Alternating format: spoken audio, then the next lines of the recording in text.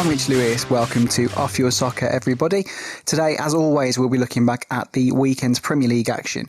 We're going to have a look at Aston Villa coming from behind yet again. Also looking at the multiple reports of Arsenal's dark arts and just asking, have they been made way too much of? Nottingham Forest seem to be becoming a force unbeatable so far in the league this season. Liverpool have returned to form, but will contract distractions remain? And West Ham fans on edge at the moment too, with yet another poor result. So going back into the first point there, Aston Villa, they've had a really strong start to the season. They had another early blow today, as they did in the last game, but again they turned things around. It wasn't quite the 2-goal swing this time, as they had to do obviously against Everton, being 2 goals down at home to the Toffees last time out. However, this time it was still, to do it again and again, it's very, very impressive. And, Wolves, local derby, it could have been very, very tough for Villa there to come back into that. And you're looking at, 15 minutes to go before they did manage to sort of start to turn things around.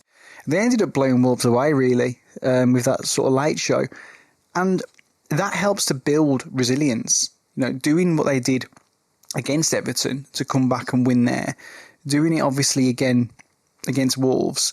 They were 2-0 up against Leicester and conceded a goal and managed to hold on to the 2-1 victory too. All that helps in games going forwards, not just them, but also in the sense that the opposition will know that Aston Villa are never buried. So knowing that they have that in their locker just makes them a much tougher and stronger proposition, just from a mental standpoint, let alone the ability that they have. And Unai Emery's built a very good side there, but creating this aura around you where you're never beaten really, really does sort of make you a stronger team in the eyes of everybody else as well. John Duran, massive sort of bonus for Villa this season in terms of his early form. I think it would have been reasonable had he dipped a little bit after not seeing a move come off over the summer. It did look like he was angling for that. West Ham looked pretty odds on it at one point, but he stayed there and he started the season in absolutely fantastic form. An absolute belter last week, and he's got on the score sheet again today. So absolutely huge for Villa that they haven't got to rely solely on Ollie Watkins to get the goals this season, which is a good job because, even though he's back on the goal trail now, he has missed some glaring chances.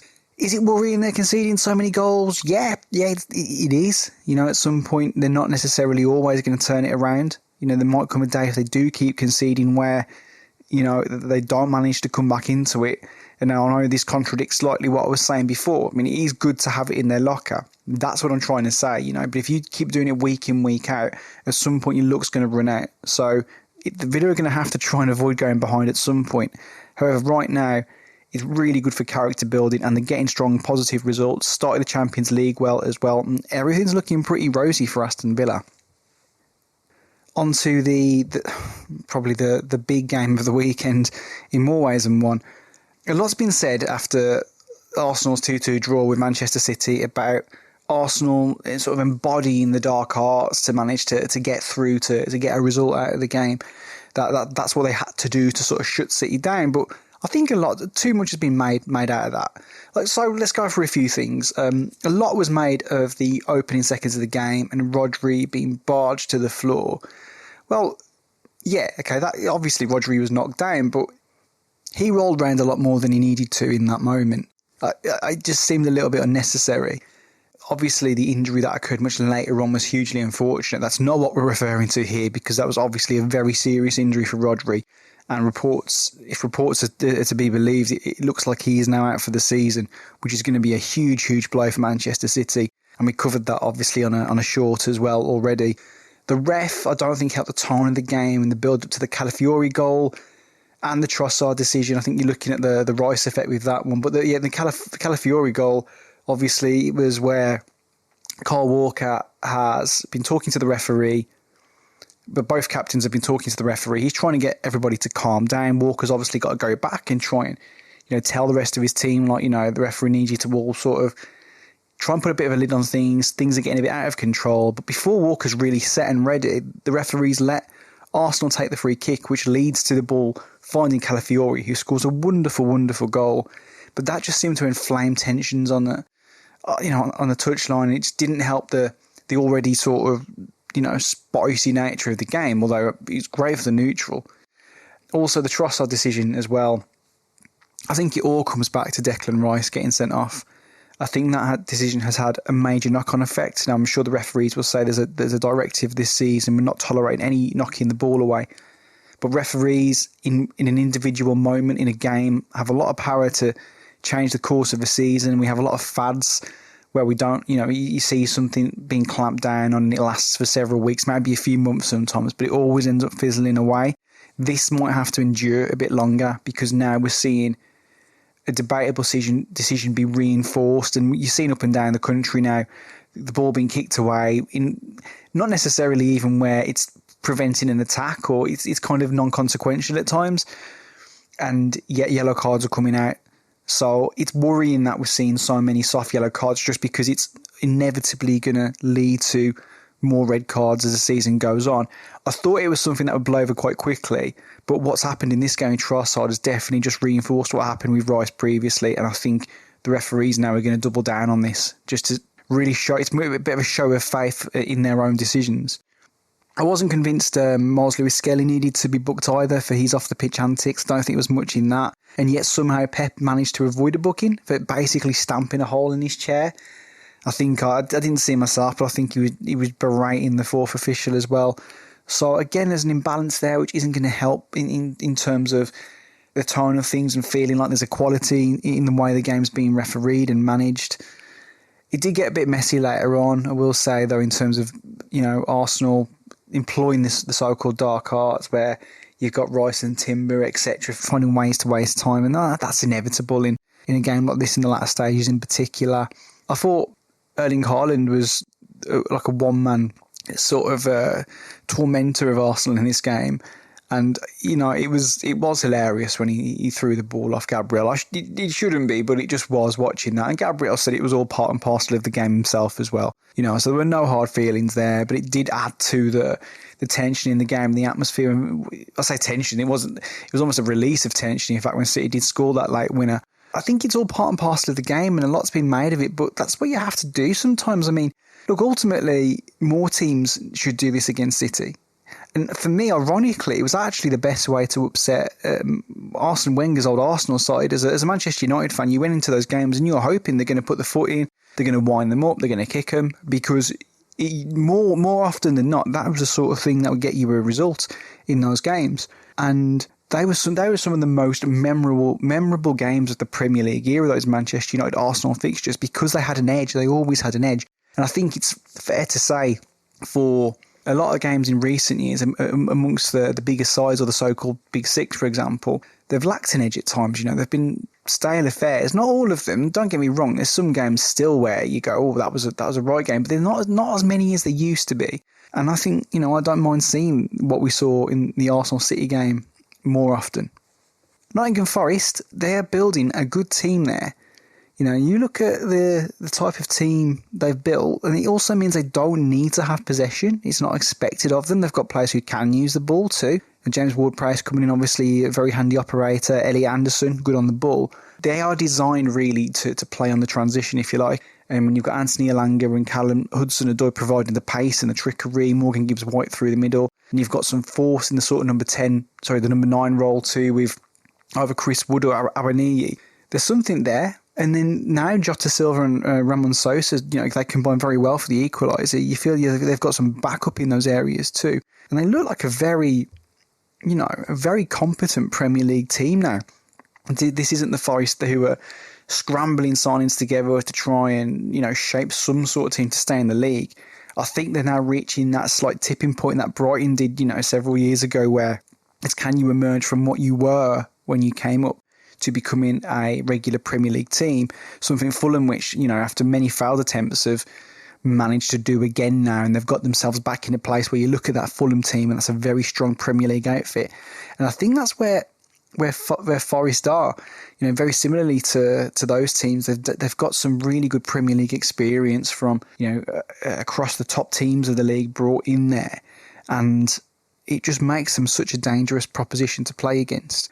One other thing to really point out, though, from the game itself, Morgan Gibbs-White, I thought the decision was bizarre. And I feel like maybe I'm in the minority here because I've looked at some of the other feedback and people have gone, no, that was definitely a yellow card. But I don't think it was obvious. And I think the big issue for me is the referee initially signals that he got the ball, and it's the fourth official making the call here, which that's mental in this respect. The referee doesn't have as good a view as the fourth official. I'll concede that. The fourth official has a slightly better view.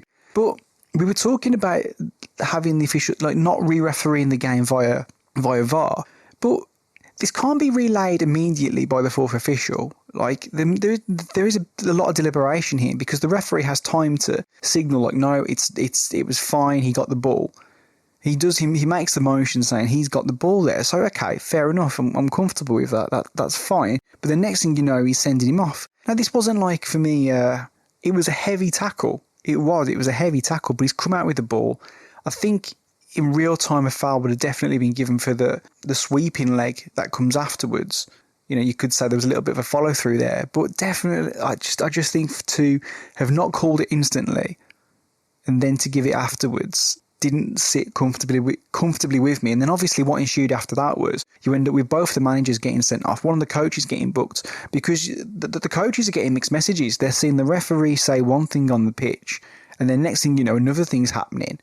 So I think the referee caused the problems that occurred after that. And I think it was incredibly unfair to then send off the coaches as well, who had every right to be incensed by what they were seeing on the pitch because there was no clarity there.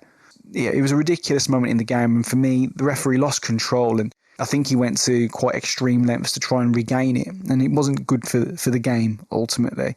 Liverpool have returned to form, which I obviously take no pleasure in saying as a United fan, but yeah, I did wonder after the defeat against Forest if, you know, maybe this could create a little bit of doubt there in the players' minds that is this going as smoothly as, is this going to continue to go as smoothly as it had in the opening weeks of the season?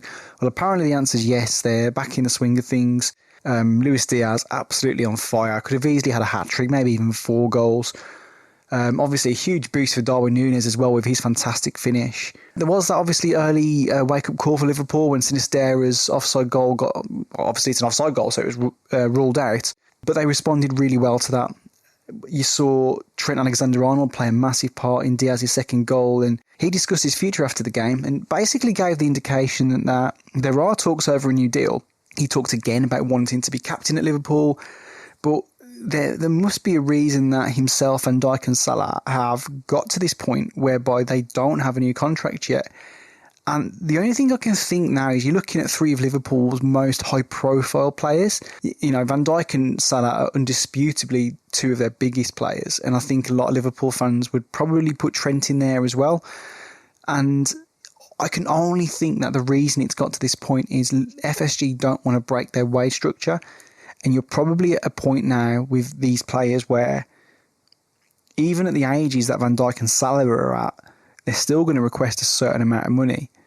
Now, that's going to throw everything out of balance for them, and it must be a really hard decision for them to go, okay, we are going to break this. I think it's probably a slightly easier decision where Van Dijk and Salah are concerned, where if you are looking at paying extortionate amounts of money for players who are at the latter end of their career, maybe it's better to move them on and reinvest those wages into future signings.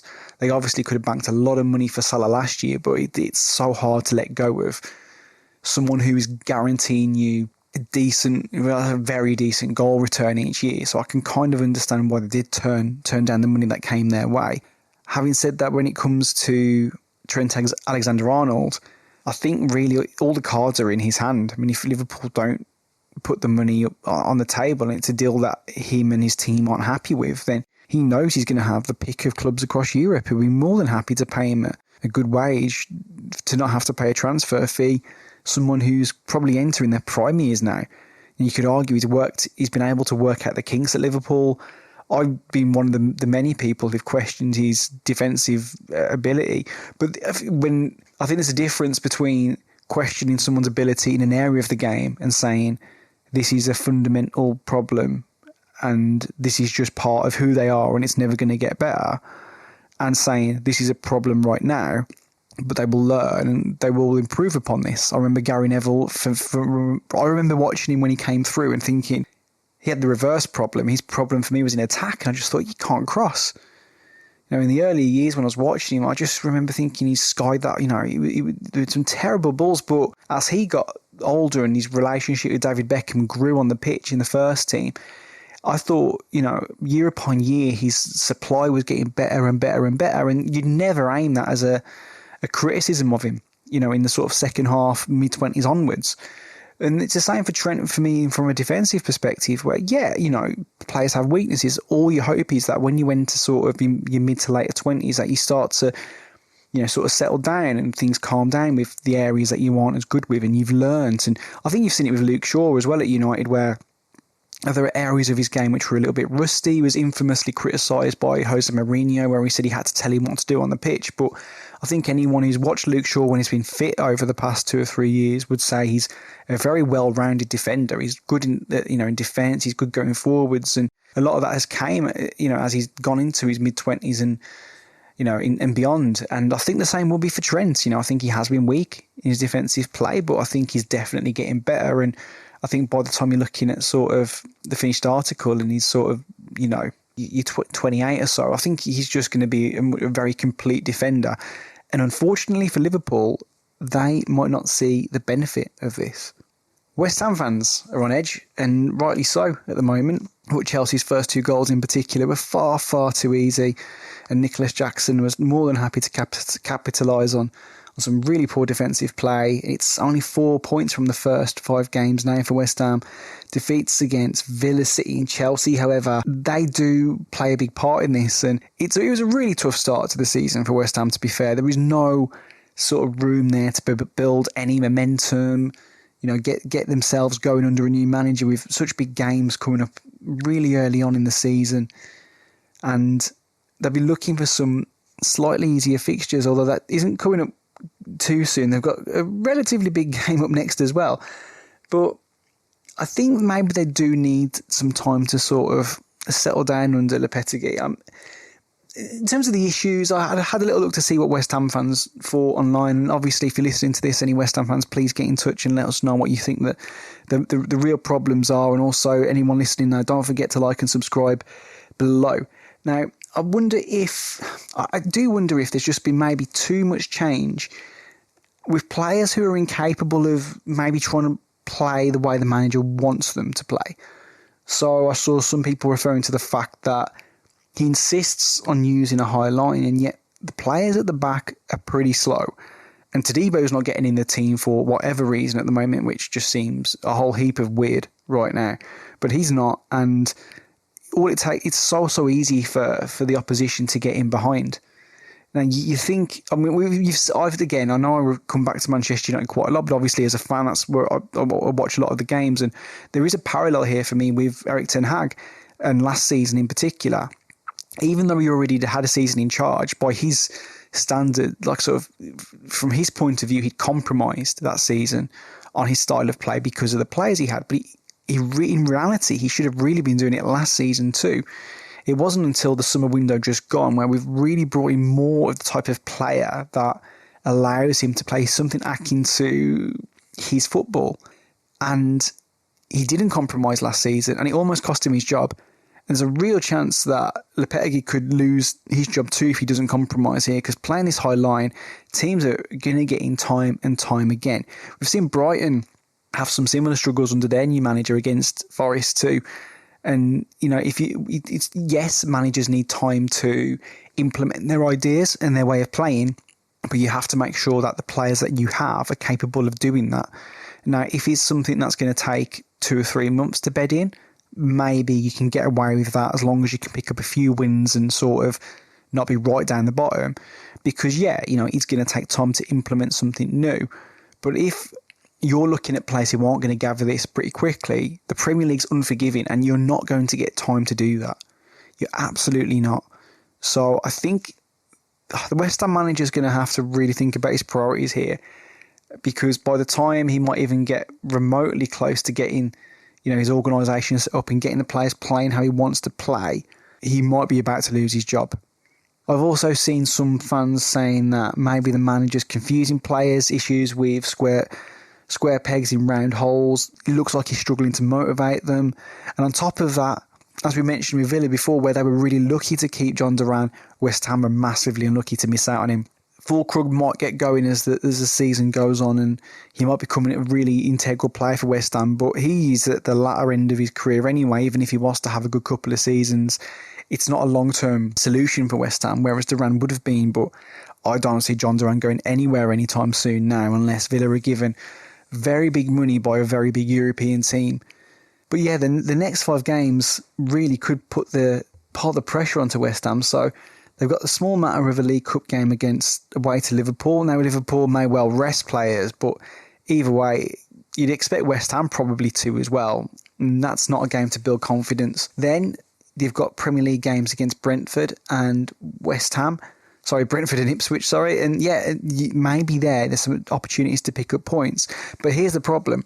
If there's any slip-ups in those 2 games, even one defeat in 2 of those, they're then away to Tottenham and at home to Manchester United.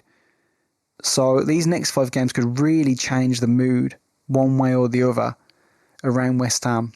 And if you're coming off the back of that West Ham Manchester United game and they find themselves having lost, potentially 3 of the last 5 games there, and if they don't pick up maximum points against Brentford and Ipswich, yes, I know the Liverpool game is not in the league, but even so, it would still add to, on paper, what is a poor record. He could be in some serious trouble. On the flip side, you go and win some of those big games. If you can knock Liverpool out of the cup, for instance, or you get a home win against Manchester United, beat Spurs away, you're really going to start to maybe look at getting the fans back on side. So it'd be interesting to see where they're at in 5 games' time. As always, if you're listening on YouTube, don't forget to like and subscribe, hitting the buttons below. We're just going to have a little look at the results from the weekend now. West Ham 0, Chelsea 3, as we touched upon before, the same as Aston Villa 3, Wolves 1. Fulham got a really good 3-1 victory against Newcastle. Both teams had chances. It probably could have gone either way, but huge result for Fulham there, sort of cementing their status as one of the Premier League's more reliable and consistent teams. Leicester 1, Everton 1. Probably a good point for both in the end, considering Leicester's sort of position and their aspirations for this season, and Everton just needing to stop the rot. Liverpool 3, Bournemouth 0, as mentioned, fantastic performance from Luis Diaz. Southampton 1, Ipswich 1, great goal for Tyler Dibble in there. Solanke was off the mark as Tottenham beat Brentford 3-1, huge confidence boosting goal for him. Brighton 2, Nottingham Forest 2, as we mentioned, very eventful game there. Likewise, Manchester City 2, Arsenal 2 as well. If you want to hear more about Crystal Palace and Manchester United, please check out our You've Only Come to Hear United podcast on our channel, and lots more Manchester United related content there as well.